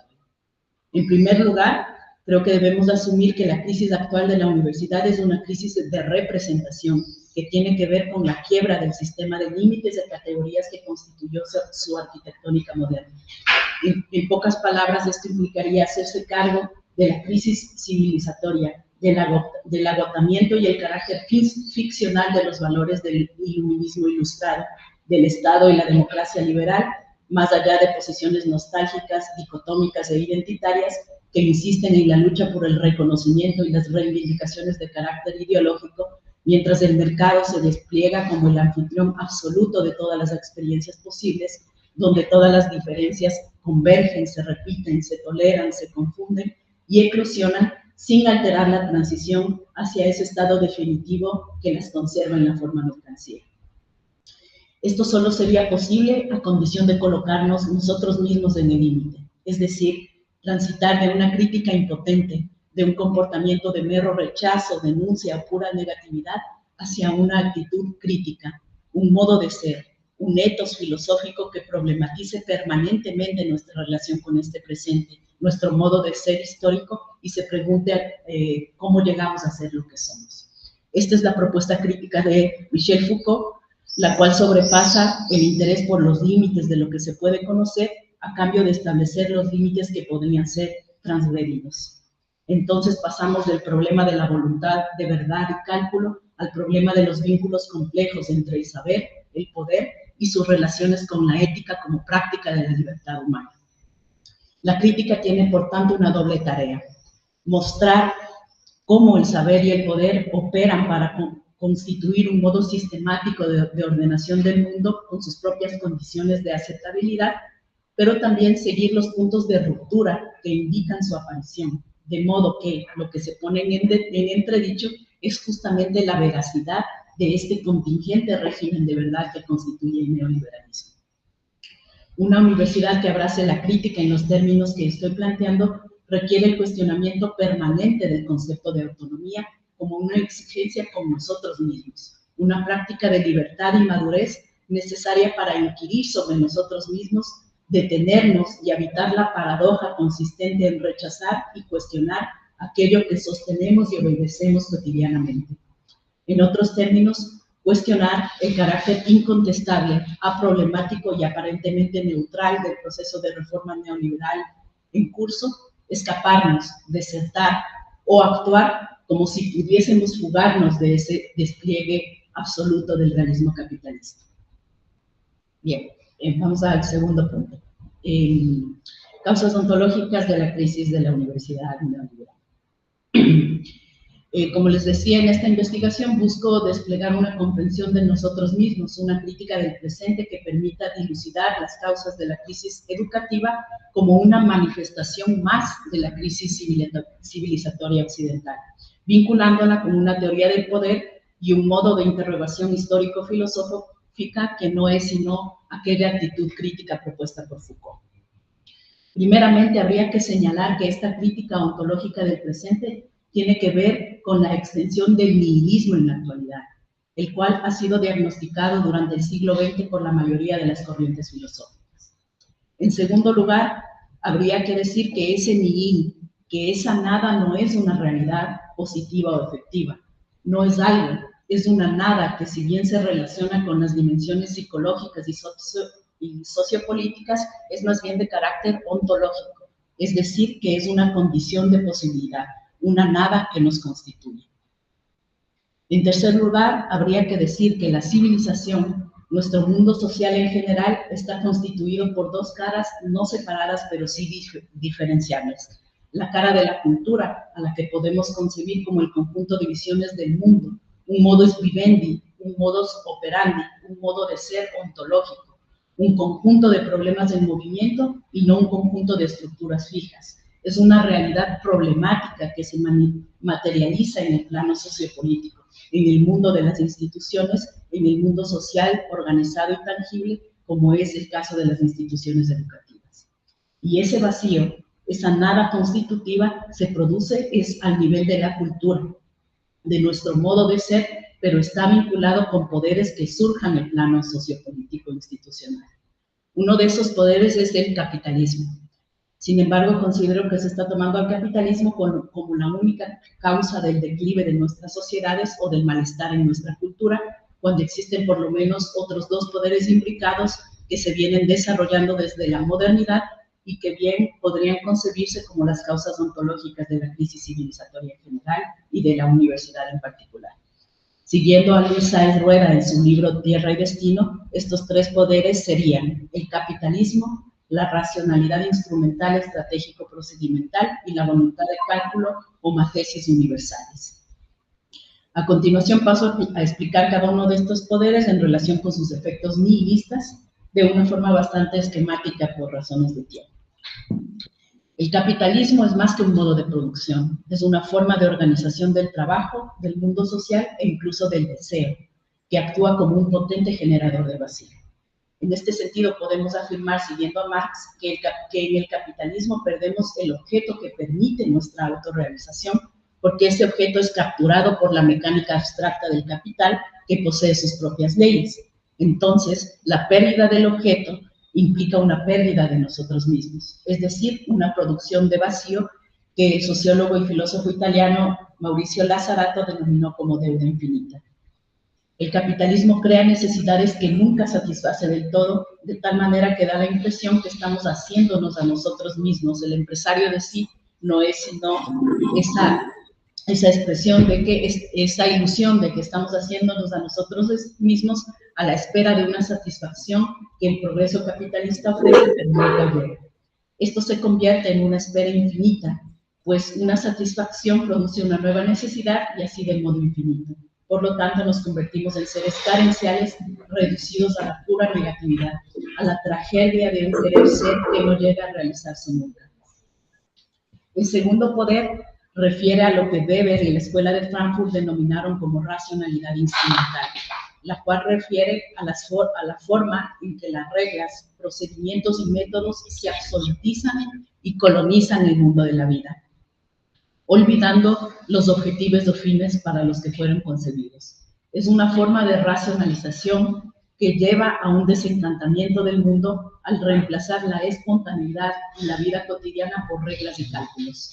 Lo que tiene lugar entonces es, como bien señalaba Borja, una anecdotización del ser humano, puesto que el derecho de tener valores, metas o fines en sí mismos implica que el ser humano coloca por encima de sí un ideal al que intenta elevarse, un imposible necesario, e intenta ejemplarizar en la realidad lo que ese valor constituye. Esto se sustituye por el modelo, que es simplemente un conjunto de reglas a ser operativizadas. Así, la subjetividad, la política, la educación, la investigación se convierten en modelos que pueden ser alcanzados mediante la puesta en marcha de ciertos procedimientos, de tal manera que el ser humano ya no se eleva hacia un imposible necesario, sino que se reduce a un mero ser de hecho vaciado de valor en sí mismo. El tercer poder es lo que podríamos denominar espíritu de cálculo, que desde el comienzo de la modernidad fue planteado por Descartes como un ideal de saber, una ciencia universal, una matesis universales de orden y medida, a la cual se somete todo tipo de conocimiento, toda investigación y toda epistemología. La matesis universalis sería una matemática profunda de toda la realidad, cuyo éxito solo podría completarse con la transformación del ser humano en una pieza más del cómputo, lo que muestra a este nivel la dirección descompuesta de nuestra civilización. Y eso ya se empieza a vislumbrar, no solo en que nos convertimos todos poco a poco en instrumentos de reglas procedimentales dentro de las prácticas del trabajo, del saber y de la política, sino que el avance científico-tecnológico cree tener a la vista nuestra propia y potencial calculabilidad a través del modelo de inteligencia artificial. Estos tres poderes y sus consecuencias nihilistas, la conversión de nada que producen, constituyen una unidad que Luis Sáez denomina poder gestotécnico, que impide el acontecimiento o la autogestación del ser humano, simulando reglar lo que es irreglamentable. De modo que, a nivel ontológico, se produce una ficcionalización, un simulacro de movimiento, una ficción de autogeneración creativa que en realidad se reduce a una racionalidad procedimental y autómata, la cual consiste en la organización del vacío en un vértigo continuo de acción que no conduce a nada. Consiste en la autoorganización de sí que pretende simular o sustituir la gesta de sí. En su texto En las ruinas del neoliberalismo, Wendy Brown realizó un diagnóstico desolador de nuestra época. El neoliberalismo, al reducirlo todo a los valores del mercado, habría desintegrado los vínculos sociales, despertando un profundo nihilismo y resentimiento frente a la promesa de una felicidad que nunca llega. El libro concluye con la pregunta sobre qué tipo de crítica es necesario para transformar tal situación. Esta cuestión la aborda en su último texto, Tiempos nihilistas. Para Brown, la razón por la que en tanto sociedad estamos constituidos de este modo no obedece ni a la razón neoliberal, ni a la subjetividad neoliberal, ni al autoritarismo neoliberal. Es algo más preciso y a la vez más nihilista, una suerte de fantasma que surge en el siglo XIX y acompaña todo el siglo XX hasta hacerse presente y corpóreo en nuestra actualidad, el nihilismo. Entonces Brown decide acudir a Nietzsche y a Weber, quienes justamente a finales del siglo XIX y principios del XX se enfrentaron con el problema del nihilismo, reconociéndolo como uno de los mayores retos de la humanidad. Según Nietzsche, el nihilismo es una condición histórica y cultural provocada por el derrocamiento de todos los ídolos de la cultura. La devaluación de los valores provocó el hundimiento en el cinismo, el escepticismo y el narcisismo. Brown observa que Weber partió de esta constatación de Nietzsche, pero vinculándola a la pérdida de la autoridad tradicional, a la que también se refiere Arendt, lo que hizo que la política se sature de efectos nihilistas, afectando a la integridad humana en general. Entonces, será la política, entendida como el arte de conjugar autoridad racional y carismática, la encargada de enfrentar el nihilismo. Pero en Weber, tal política posee varias limitaciones, puesto que se somete a los principios de una ética de la responsabilidad que halla en las limitaciones epistemológicas de lo científico el marco de prevención contra el nihilismo. Según Brown, esa separación tajante entre lo político y lo educativo y lo científico permite la entrada de un nuevo nihilismo que traza lazos con las fuerzas del mercado, instrumentalizando los antiguos valores y convirtiendo el mundo en aquello que Weber temió. Frente a todo ello, Brown recuerda que los valores son insignias de la profundidad humana, pero no solo de nuestra vida interior, sino también de nuestra vida en común. Cultivar el valor y educar en el deseo de un mundo acorde con propósitos democráticamente elegidos es la propuesta de Brown. Personalmente considero que la democracia liberal y sus dilemas son categorías agotadas para pensar el profundo malestar de nuestros tiempos nihilistas. De modo que la tarea de educar el deseo pasa por el cuestionamiento de las transformaciones y alianzas entre los valores de la democracia liberal y el neoliberalismo, de la economía y la técnica, de la digitalización y la financiarización de la producción y la vida social en el capitalismo. Entonces, la lucha no estaría tanto en los propósitos democráticamente elegidos, sino en el campo de la ética, la cultura, el arte y la educación, como bien Nietzsche observó hace más de un siglo. Lo crucial considero que reside en considerar que estos poderes son fuerzas ciegas, no hay una intencionalidad de un sistema mundial dirigido por voluntades humanas. Esto no quiere decir que no existan voluntades humanas que trabajen en la línea de estos poderes, sino que estos poderes, que una vez pertenecieron a la voluntad humana, se han ido desprendiendo de ella, de tal manera que funcionan por su propia inercia, convirtiendo al ser humano en una víctima de ellos. El capitalismo ya no lo domina una determinada organización, una clase social o un Estado. Estas fuerzas ciegas tienen un devenir autonomizado. Esto quiere decir que por principio que estas sean indisponibles, sino que el ser humano no puede intervenir en estos poderes o fuerzas ciegas. Considero que hay por lo menos dos condiciones para que se pueda intervenir sobre estas fuerzas ciegas. La primera, lógicamente, y será reiterativo, es que se tome conciencia de esto, puesto que un mecanismo se convierte ciego justamente a condición de trabajar en la trastienda del ser humano, más allá de su conciencia. Pero esa toma de conciencia debe trascender la coyuntura política, es decir, no se agota en la protesta, la denuncia o la búsqueda de culpables o voluntades políticas concretas, que son más bien productos que van a caballo de estas fuerzas ciegas. Se trata más bien de reconocer, de analizar cómo operan esas fuerzas ciegas, cuáles son sus condiciones de posibilidad, y esa es justamente la función que Foucault asigna a la crítica en tanto indagación histórica filosófica que interroga a la verdad sobre sus efectos de poder y al poder sobre sus efectos de verdad. Y la segunda condición sería que esa toma de conciencia sea de carácter común y global, es decir, intersubjetivo. Varios, si no la mayoría de los intérpretes de Foucault, ven en su pensamiento las posibilidades de imaginar una agencia ética y política que permita subvertir los poderes que nos dominan.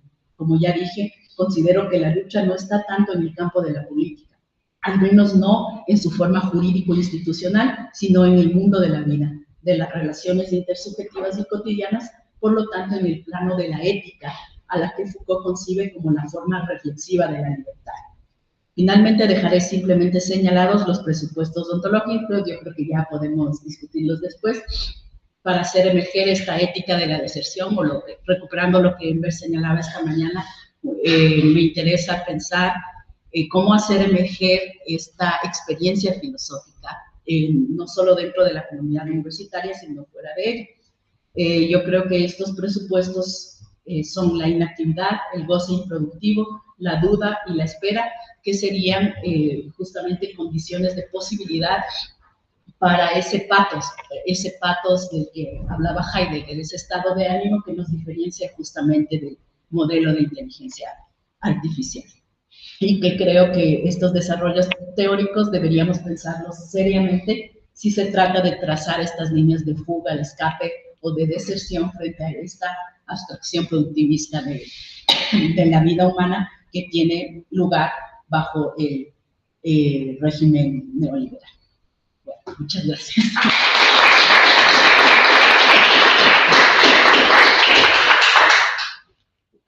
Muchas gracias, Nina. Bueno, tenemos un tiempo para la conversación, unos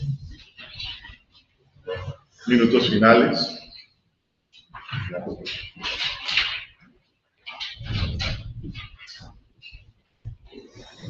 Se han dicho cosas valiosísimas. Yo voy a empezar a hablar. A ver, adelante, Miguel. Era informar. Me encantó toda la ponencia, pero yo creo que voy a comenzar a dirigirme a la ponencia de Juan, me encantó. Pero me recordó a esta película gringa que se llama Jerry Maguire, si se recuerdan. Comienza con que el chico escribe un memorándum para decirle a los dueños de la agencia de representación de los deportistas que deben tratar a sus deportistas con mucho amor. Sus compañeros decían, sí, tienes toda la razón, pero van a echar en 48 horas de 82. Es decir, tienes toda la razón, pero ciertamente hay una cosa muy particular en el sistema, que tenemos un movimiento reactivo a este tipo de relatos. El sistema está hecho de otra cosa. Y crear espacios para que tu reflexión entre en una discusión con sentido, con toda la manera que corresponde, es complicado. Entonces, bueno, hay muchas formas de intentar hacerlo, pero te digo esto como que no te desmotives si sientes que no hay feedback inmediato, porque el sistema no está hecho para que este sea el tipo de reflexión natural. El sistema está hecho para que la universidad se valide desde sí misma, no para que tenga sus propias contradicciones, sino para que se valide a través de índice de empleabilidad, índice de productividad, no a través de esto que tú señalas. Entonces, por supuesto que digo para practicar, va por buen camino, pero si no te escuchan o no te hacen caso, no porque no digas nada interesante, es porque la universidad sí misma ha perdido con esto. Y sobre eso, sí me gustaría señalar un par de cosas. Por un lado, creo que tu crítica se quedó un poquito corta. Y te voy a decir por qué. Como ves, aquí somos muchos latinoamericanos. Y cuando tú piensas en el modo de acceder a la universidad, docente, te das cuenta de un requisito que en España es social. DNI o NIE. ¿Qué significa eso? Que el mercado está clausurado para un privilegio. El privilegio es que no se documentó. Puedes hacer el mejor currículum del mundo, tú no puedes participar nunca en ningún concurso para ninguna plaza si no tienes ese requisito. Y es un requisito preacadémico.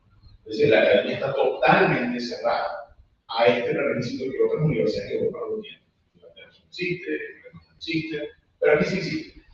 En ese sentido, tenía que tuviese en cuenta también que se trata de una universidad que de alguna forma también tiene un patrón de clausura cultural. Y ese patrón de clausura es el patrón que hace que todavía la forma de generación del tejido universitario se nutre en un tejido etnocéntrico. Por otro lado, me gustaría que tuviesen en cuenta también, y yo creo y también tenía una esperanza, que no es que para restarle poder al neoliberalismo hay que descatolizar la aula de clase. Todavía hay una impronta muy católica en la aula de clase, en la medida en la cual el neoliberalismo está ofreciendo lo que desde una perspectiva católica conservadora se decía salvación. Ven para que te salves, ahora la salvación es el censo social. Aquí hay un parámetro muy particular que implica representar a la aula de clase como un fin en sí mismo también, como un instrumento. Porque ahí vamos a lo que decía yo también. Cuando el aula de clase es un lugar donde no hay afectos, en realidad se transforma en un instrumento. Y entonces, al hacerlo, el docente se ve obligado a coger ese patrón, el patrón de la productividad, el patrón de autoexigencia, el patrón de lo que Rosa señalaba también como aceptación, etc. Me parece que eso es fundamental. Y bueno, por supuesto, esto de que tu crítica está muy interesante, pero eso me cansa sobre un privilegio.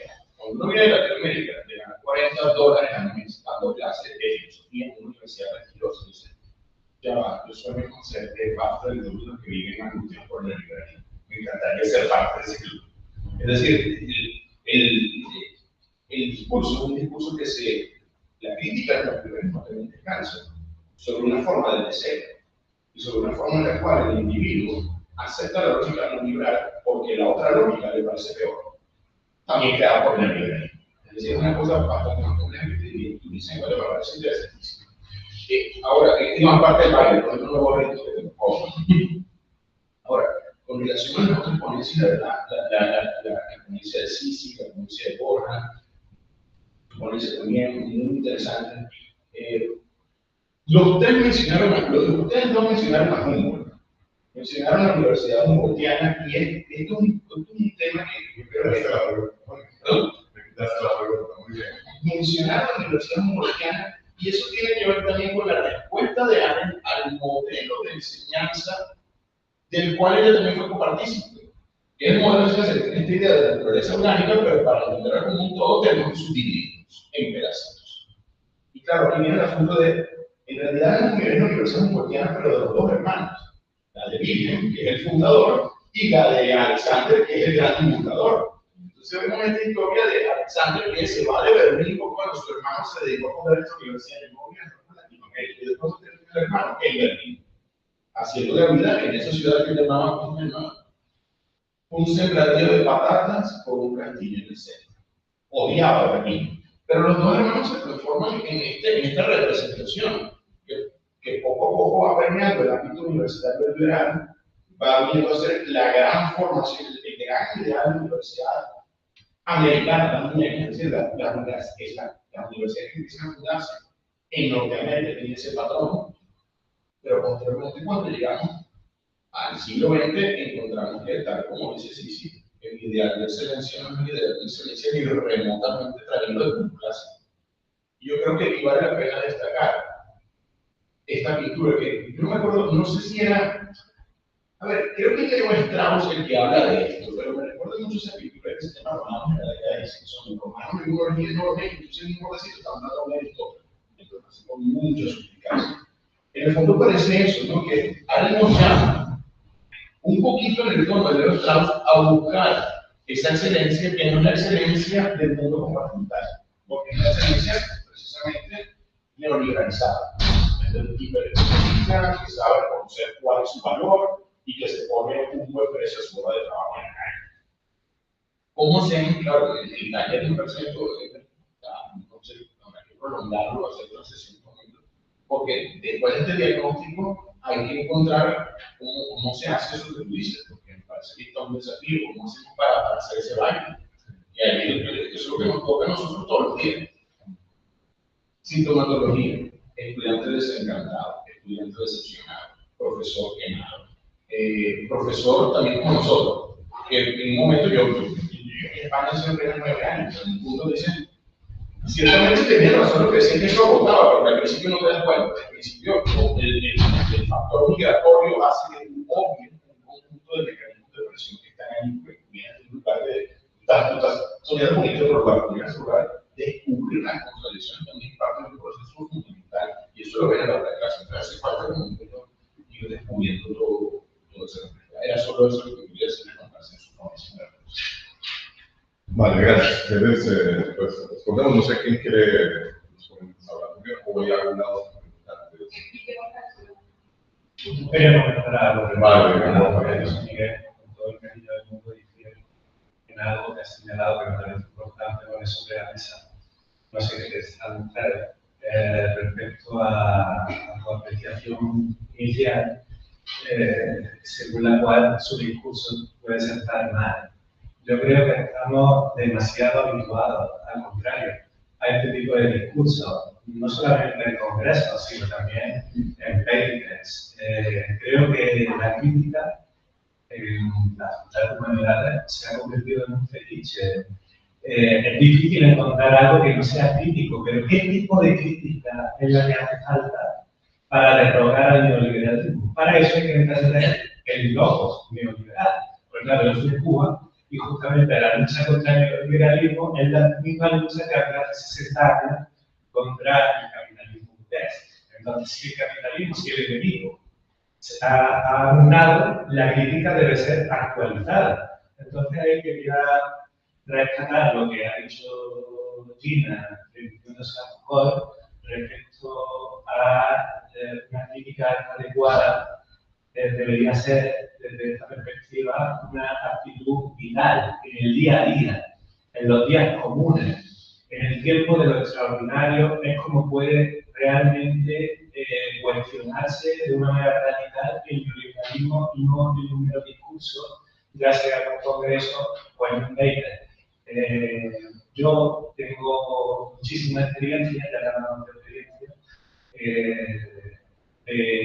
compañeras que se llenan la boca de crítica contra el neoliberalismo y además la tematizan muy bien, pero luego hablando con ellos son los más neoliberales del mundo, ya sea de derecha o de izquierda, da igual. Al final todos son lo mismo, todos son iguales, y tienen sentimientos contrarios, más voluntariamente al mismo. Entonces, el problema es, yo creo, qué tipo de crítica es necesaria para este caballo de batalla que es ideológico, sí, pero es ante todo una actitud vital que se reproduce y se encarna en los modos de vida. Y por eso cuando reivindicamos el cuerpo y la afectividad como una manera de batallar esta lógica, cuidado, que el neoliberalismo es eso lo que enfatiza. Hay muchísimo enfoque pedagógico en fomentar los afectos, el sentimentalizar, el terapéutico, y desde este punto de vista, para citar algo menor antes del discurso, según tú has comentado que cuando has venido aquí como extranjera que mucha dificultad para acceder al sistema universitario, sobre todo otras burocráticas que puede ser tengan un componente de social. Sin embargo, yo lo sé, lo has sugerido. Entonces yo, según mi experiencia, justamente partícipe de esta necesidad de reinventar la crítica a la altura del presente, he ido a Latinoamérica numerosas veces. De hecho, es el principal motivo por el que me gusta ir, para encontrar espacios de libertad, porque aquí justamente encuentro aire donde respirar. Y me he encontrado con las mismas trabas que tú, burocráticas, para el TELENORNAM, para la Central de Ecuador. En este sentido, creo que la burocrática y estos dispositivos neoliberales son hegemónicos, en el sentido de y universales. Es decir, creo que esa lógica de amigo-enemigo, desde la cual se pueden sustentar esas críticas de racistas y también de género, creo que están obsoletas. Creo que deberían ser revisadas. Si bien existen como vestigios de una sociedad anterior, que es la disciplinaria. Ahora somos una sociedad neoliberal que creo que es nueva. El nuevo espíritu del capitalismo. Sí. Eso sí, Juan Pedro, quieran. Bueno, yo simplemente no quiero dejar pasar la oportunidad de felicitar a todos, de verdad. Todas las ponencias fueron muy interesantes y creo que a mí me gustaría continuar con este evento, no sé, el próximo semestre.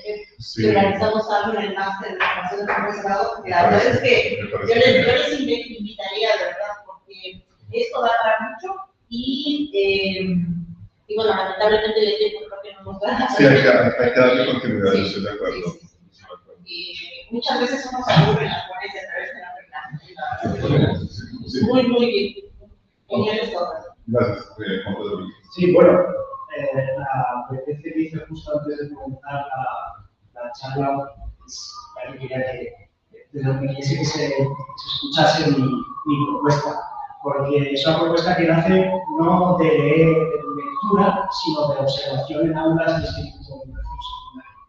Son contradicciones vistas en el propio aula, no a partir de una investigación que he hecho, obviamente que tengo que leer para poder hacer, para tener esta propuesta, que puede ser muy acrítica, puede ser cercana a la charlatanería, pero que considero realmente que a donde quiero apuntar es ese tipo de extraordinario que apuntaba también. Que yo lo llamo el punto del deseo, ¿no? El deseo como esa convivencia entre todos. Para ello, el máster que hice en psicoanálisis me ayudó mucho, bailar por el verosímil como aquel plano del inconsciente, como ese lugar todavía no, que está, de hecho, demasiado capturado por el régimen neoliberal, y que para obligar a dar esa descompresión del régimen neoliberal hace falta comprimirlo con otra cosa, con liberarlo. Y la práctica psicoanalítica, personalmente, me parece algo de lo que se puede aprender como lugar de transferencia en el que se dé la una, no como un lugar sacro, no como un lugar de señalización, pero sí como un lugar idóneo para el espacio de la transferencia. Un segundo, pero va a dar la palabra primero, pero Bueno, sí, igual a mí solo quisiera señalar justamente dejar que es esa la interrogante que debemos plantearnos en este tipo de espacios. ¿Qué tipo de crítica es el que se necesita para enfrentar el mismo de las cosas? Por eso considero que justamente no es negar los apreciables problemas de la economía política, sino también, por ejemplo, como latinoamericana, y como parte, o sea, yo participé, digamos, fui una actora principal en el proceso de reforma de la Universidad Ecuatoriana, que básicamente fue guiada totalmente por esta ideología que nos trata. Es que creo que la crítica pasa por la comprensión de la complejidad, de la compleja relación entre lo universal y lo particular. Entre y esta crítica del tipo, la propuesta freudiana, esta crítica genealógica, justamente es lo que nos permite decir matizando, ir situando y no colocarnos en universalismo, sino que evitar esta lógica del amigo y enemigo del que hablamos esta mañana, y evitar, sin negar que existen esos problemas recientes de la economía política, que existen problemas de raza, de género, de clase, que condicionan y que generan malestar en la universidad, Creo que es muy importante trascender esa crítica ideológica y pensar que es posible, y pensar, por eso decía yo, en términos ontológicos, pensar cómo es la racionalidad instrumental, que es un automatismo ligado a estos otros poderes, es que en definitiva ha producido un tipo de subjetividad que, sí, si bien es cierto, es históricamente situada, a la final todos estamos participando de esta nada, todos estamos participando del malestar que esta nada genera, y en ese sentido no resulta, justamente desde el paradigma economicista y político, se trata de politizar o los discursos imperantes creen que la crítica debería estar únicamente en estos temas acuciantes de la coyuntura política y se deja de lado temas como, por ejemplo, pensar en términos ontológicos o pensar en términos éticos, o se cree que son cuestiones de charlatanes, como decía Juan, el tema de hablar de la inactividad del bosque productivo. Autores como Byung-Chul Han, por ejemplo, que hablan de esto, son censurados sistemáticamente porque están hablando de estas cuestiones que no son acuciantes para la coyuntura socioeconómica, lo que básicamente sería, en una palabra, creo yo que asistimos a una instrumentalización y politización de la filosofía que le hace más daño que hace más daño que crítica al régimen neoliberal. Gracias. Gracias. Sí, solamente bueno, rápidamente, solo para aclarar mi postura. Yo estoy de acuerdo totalmente con tu crítica. Yo, de hecho, hablo muchas veces en esa línea, yo me dedico a eso, me pagan por eso, no puedo hablar de otra cosa. Pero lo que echo de menos es lo que llamaba Foucault la parresía. O sea, que esa teoría, esa crítica, se corresponda como la otra cara de la misma moneda en el plano práctico, ético de las relaciones interpersonales. Eso es lo que no digo por ninguna parte.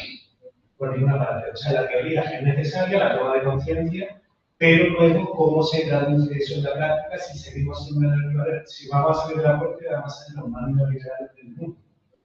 Esa es mi crítica. Autocrítica. Muchas gracias. Bueno, esta tarde seguimos. Hay una mesa online que comenzará a las 6 de la tarde, hora Madrid. Tenemos 3 ponencias. La mesa se titula Universidad y Poder, así que las invito a los que se conecten y participen, porque tenemos unos colegas en América Latina que tienen unas ponencias muy interesantes, que es una ocasión y una oportunidad para seguir conversando justamente sobre los temas que ya hemos planteado aquí esta mañana. Así que les doy las gracias. Luego personalmente me comunicaré con cada uno de ustedes para contarles mis reflexiones sobre este asunto. Bueno, vamos por cerrar la mesa de hoy, pero no el tema. Continuamos esta tarde. Vale, muchas gracias.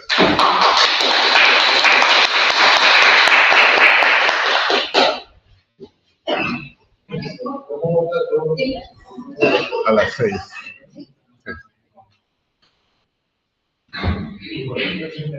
Sí.